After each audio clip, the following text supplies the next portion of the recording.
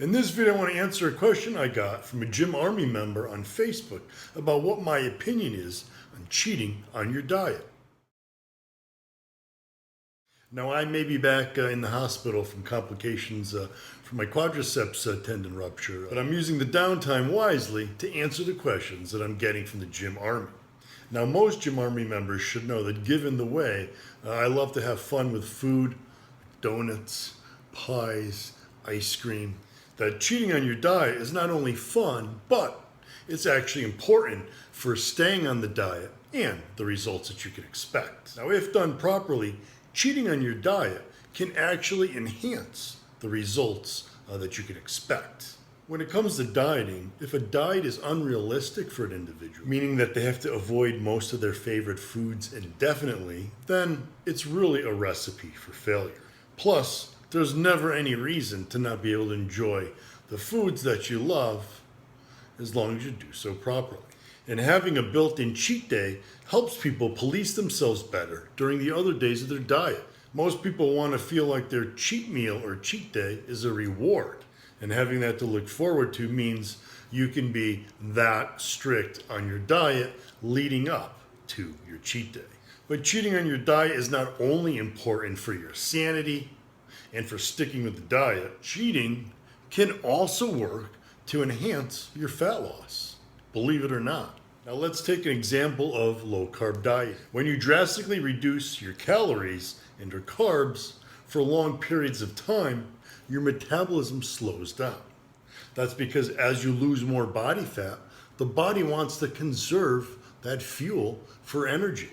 Remember, your fat cells act like fuel tanks and store fuel for when you need it. If your body gets too low on fuel storage, it's going to try to conserve calories by allowing you to perform the same amount of work, whether it's in the gym, whether it's just your normal day, and burn fewer calories doing the same amount of activity. That means as you progress on your diet, you have to keep dropping calories as you go because metabolism keeps slowing down, meaning you're burning fewer calories throughout the day, which means you now have to consume even less than your original diet. But having a cheat day built in to your diet once a week can help to prevent that drop in metabolism, that drop in the number of calories your body burns. By getting in that higher calorie or higher carb day, it keeps leptin levels up.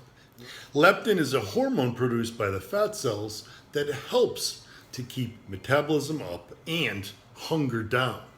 So if leptin levels start to fall as you diet, which is what happens on a low calorie and or low carb diet, you're going to be far hungrier and you're going to be burning fewer calories, meaning you're going to want to eat more but burn less. Like I said, having that cheat day built in there can help prevent that drop in leptin, which helps prevent the drop in metabolic rate and helps prevent you from getting too hungry while you're on your diet. Now, the other confusion that stems around cheating on your diet is how big and how often, meaning is it a cheat meal, is it a cheat day, or is it even more than one day?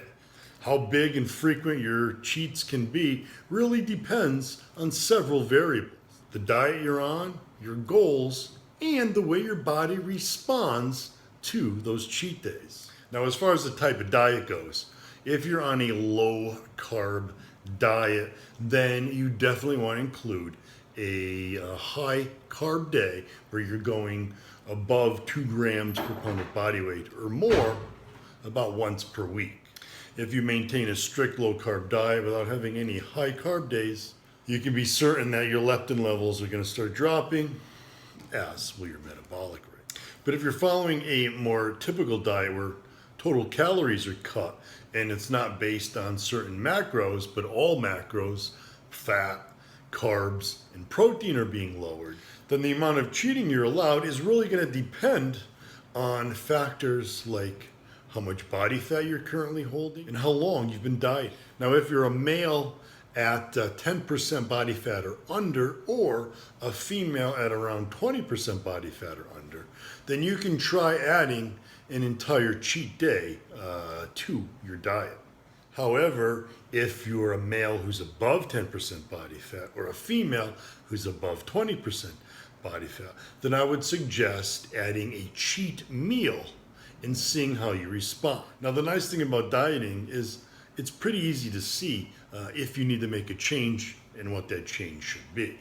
So if you try adding an entire cheat day to your diet, but noticed over time that it's actually inhibited your fat loss progress or actually caused you to gain fat, then you know the answer. You need to cut it back from a day to maybe just a meal or two.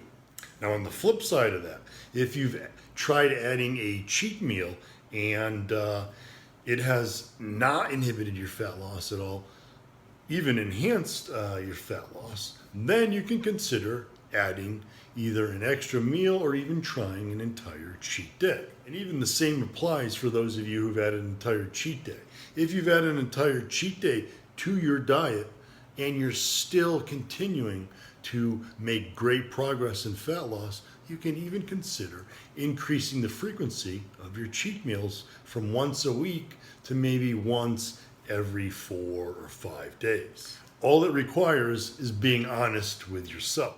If your fat loss progress changes, then you know you need to make a change in your diet.